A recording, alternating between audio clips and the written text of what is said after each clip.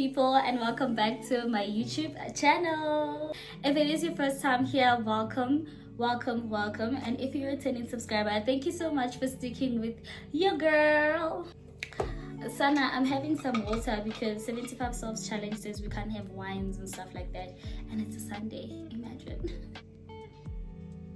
Anywho, as you can see by the title of the video, today I just felt like plugging you guys with some of the tips and some of my corporate experience. Basically, I moved over from a hospital. I'm actually a pharmacist assistant by profession. I think I'm gonna keep saying that even when I'm a CEO of some huge company. I'm always gonna say I'm a pharmacist assistant by profession, because you never forget your first love, okay? So yeah, for some context, I am a pharmacist assistant by profession. I started off my career at a hospital pharmacy. If you do wanna get a bit more information about that, please do check out my YouTube, my other video on how to become a pharmacist assistant. It also has a bit of background of where I started and how I went about it. So yeah, moving over from a hospital environment, which is more or less like a retail environment, and moving over to a corporate space where you're behind the laptop, you're behind the desk, you're doing presentations, you are kind regards, all of a sudden, you get what I mean? It was a very different ball game for me. So these are some of the things that helped me navigate the corporate world, or some of the things that I had to learn from my fellow colleagues, people who have been here for years, that I am now applying to my life, and I'm actually enjoying it. So without further ado, let's just get into the video. I will be writing my tips on here. I will be reading through this book, so when you see me look down, just know that the girl just doesn't want to derail and ramble, and then the next thing, the video is 2.5 hours. Alright, so let's get into the video. Tip number 1 is be organized and plan your days. This will help you to have so much free time, okay? Because unlike the retail space or the hospital space, today's problem is today's problem. Most of the time with retail or jobs that are not really corporate, some of the tasks that you have, you don't have to carry through the next day. Like if you open stock today and if you help a patient today, you don't have to carry it tomorrow. You don't have projects tomorrow and whatnot. But in the corporate space, you will have a lot of days where you have to submit something in like 2 weeks or 3 weeks if you're given a project and stuff like that. But be able to plan your days properly so that you can have free time. This will help you not only to have free time to laze around, but to learn more about, you know, the company, learn more about other people, but we'll get into that in a minute. But yeah, tip number 1, prepare yourself, be organized, and plan your days properly. Tip number 2, this I struggled with, okay? I struggled with, but I learned the hard way, which is asking questions. Ask thoughtful questions.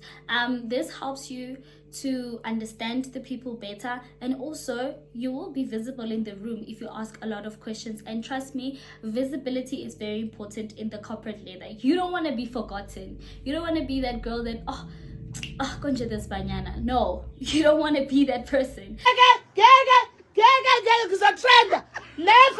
Okay, so ask questions. And the reason why I'm saying I learned this the hard way is that I used to have a lot of instances where I had a question, but because I was scared to ask, then someone else would ask the same question, and the CEO of whatnot would be like, oh, that's a brilliant question. And then I just wanna die.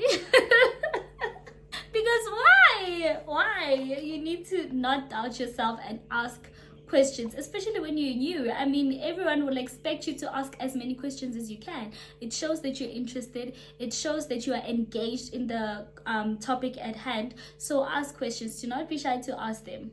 Tip number 3, this is also very important. Be aware of your skill and be the go-to for your skill. And what do I mean by this? I know that we live in a place where, in a space where a lot of people feel like hard skills are the only noticeable skills, or skills that are worth, you know, recognizing. But that's not the case. There's a lot of people who struggle with presentations. There's a lot of people who are not well articulated. There's a lot of people who are not able to bring people together, to bring cohesion in the group, stuff like that. Those are very important skills as well. And if you have them, it is very important for you to recognize that you have it and monetize it. Like, be the person they go to. If they feel like we really have this beautiful presentation that we want to put together, and we don't know who's gonna, you know, articulate it to the investors as clear as possible, as concise and clear as possible. But they know, oh, okay, Banyana is a very effective communicator. We've seen her in meetings, we've seen her put together in presentations. Let's approach her, let's ask her questions surrounding the presentation, or let's have her handle the presentation, help us with some of the pointers. Then be that person, because I also had a hard time with this, because I felt like just because I'm not a genius in Excel and I don't know all these technical IT things and I struggle with software, that means that I don't have anything to offer. No, that is not true, because I actually picked it up initially in my pharmacy years, where I would like do like educational programs, you know, to nurses and other healthcare professionals, you know, surrounding the drugs and surrounding like treatment tips and stuff like that. So when I saw that I'm actually very well with talking to people, and other colleagues noticed that, they'll be like, Banyana will do it. She's very good at this. Oh, how about you, the one who, you know, you're the one that chairs the meeting. How about you, the one who does this? And then you'll know, oh, okay, I am the go-to person for these kind of things. So if you do have any sort of skill, hard skill, soft skill, do not take it for granted. Box yourself, monetize yourself, be a brand. They should know that if there's anything about Excel, I'm gonna go to this guy and he's gonna help me out. I'm gonna go to this girl and she's gonna help me out. If I'm having issues with how to organize my space, how will I go about planning my files, filing things according to their categories and whatever, I know Banyana is a super organized person. She will definitely be able to help me out on this. Anything at all, think about it, sit down with yourself, have a serious level of self-introspection. Think about it. What is it that I'm very, very good at? What is it that I get complimented on the most? And capitalize with that, grow with that, make it visible, make it known that, you know what, this and that, I'm great at this, I'm great at that. Therefore, you will definitely be the go-to person. When they look at you, they would look at that skill. They will know, well, this girl, when it comes to this, don't play with her. Don't play with her. Tip number 4 is try to be an effective communicator. This is very, very important in the corporate space, because it's very easy to be misunderstood. You meet people from different walks of life. Some people are not as great at communication, or whatever the case may be. Be able to communicate concisely, have your message put across. This will also avoid a lot of misunderstanding, misinterpretations. Don't go overboard. Now you took 10 minutes to get to the point. No, be concise, have effective communication. It's very, very important in the corporate space, because like I said, you work with people from different walks of life, you deal with different departments, people are not wired the same. So just try to be as concise and as straight to the point as possible when you're in the corporate space. Tip number 5, another thing that I also struggled with, is networking. Right? In the corporate space, most of the time you have like your team buildings, your network events, you know, your year-end functions, whatever the case may be.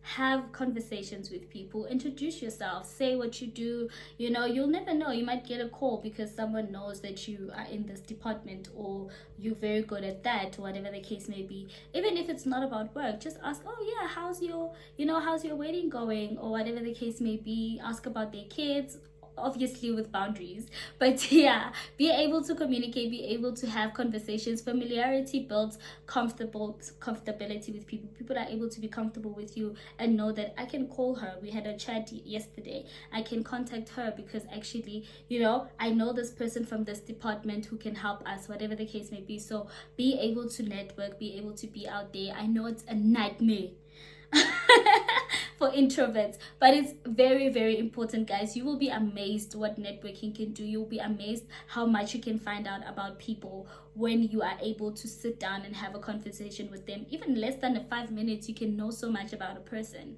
Tip number 6 is address how you want to be addressed. I'm laughing because this is another one that I struggled with.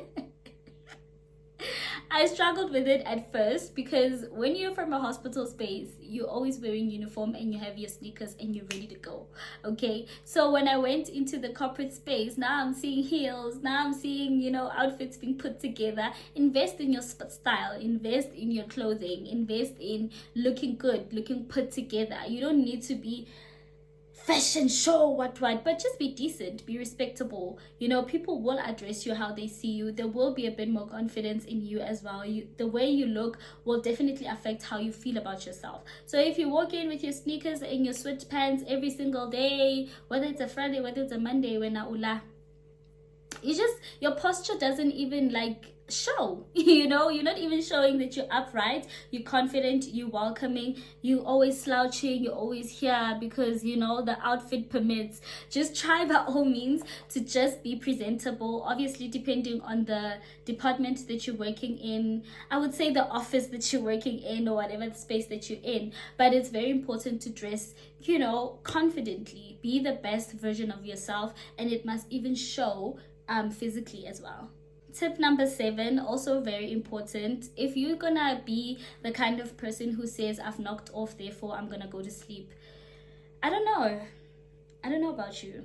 It's very important to upskill and read. Just read. Like, you don't have to read something that is in line with your corporate space or whatever the case may be, but reading makes you a very interesting person. Like, you get to understand a lot of things. You are exposed to things that you never thought you would be exposed to. It cultivates your creativity as well. Even if it's just fiction books, they definitely cultivate your creativity and the ability to think out of the box. So I really do recommend reading, even if you're not in a corporate space. But in a corporate space, it definitely does help, even with self-development programs. People who are in that space, you probably only a floor away or 2 floors away from someone who is a CEO or a CFO of the company. So it is important. You never know when you're going to cross paths. Be able to know, you know, be able to have a conversation with that person, have an intellectual conversation with that person. So reading is very important, guys. Number 8, which is the last one and is also very important, is, guys, have things on paper. And not literal paper. Like, have record of things, have record of meetings, have record of the things that you do. Keep track of your work, have backup, because number 1, people are very easy to say, I didn't hear that, you didn't say that, we never had that conversation. But if you have things on paper, there's this lady that I like on TikTok, Veronica. She likes to do these skits where she'll talk about what's this, like the corporate leather and how they mistreat people and stuff like that in the office. It's so funny, but there is a point where she says that she actually sends an email when she just had a conversation with her manager or supervisor, just to jot things down and be like, okay, as per conversations that we had, this and that and that and that and the other, we agreed that the task will be submitted on this day at that time and whatever. And you shouldn't be timid. You shouldn't be timid in a corporate space, or else you will be swallowed.